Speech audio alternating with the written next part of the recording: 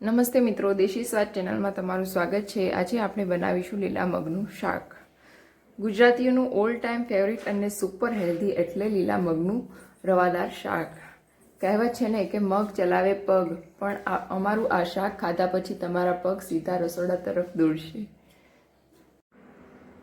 લીલા મગનું શાક બનાવવા માટે મેં અહીંયા 1 વાટકો જેટલા લીલા મગ લીધેલા છે।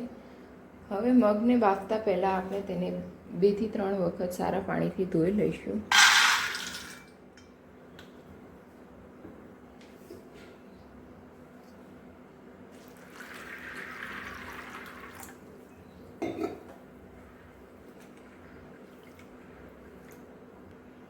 અહીંયા મેં મગ સારી રીતે હવે ધોઈ લીધા છે।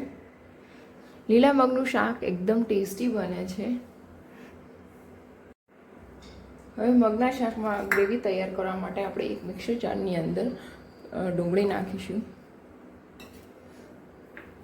1 વાટકો જેટલું ટમેટું નાખીશું અને 5 થી 6 લસણની કળી નાખીશું અને તેને ગ્રાઇન્ડ કરી દઈશું। ગ્રેવી એકદમ રેડી થઈ ગઈ છે। હવે શાક બનાવવા માટે આપણે પ્રેશર કુકરની અંદર તેલ લઈશું।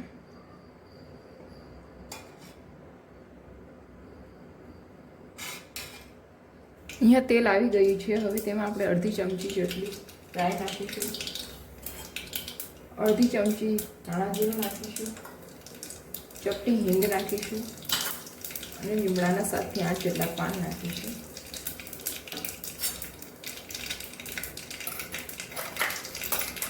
અને ત્યારબાદ આપણે જે ગ્રેવી બનાવેલી છે એ ગ્રેવી એડ કરીશું।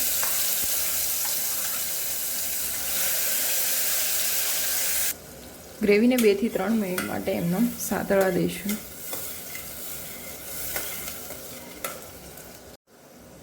હવે તેમાં અડધી ચમચી જેટલી હળદર પાવડર, સ્વાદ અનુસાર મીઠું, અડધી ચમચી લસણની ચટણી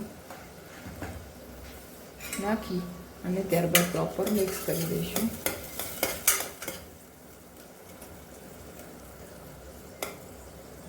પ્રોપર મિક્સ થઈ જાય ત્યારબાદ આપણે તેમાં ધોયેલા મગના દાણા નાખી દઈશું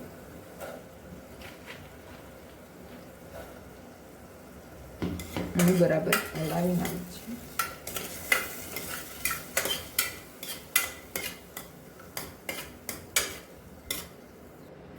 હવે તેમાં 1 ગ્લાસ પાણી નાખીશું અને 4 થી 5 જેટલી સીટી થવા દઈશું, જેથી કરીને મગ સારી રીતે બફાઈ જાય।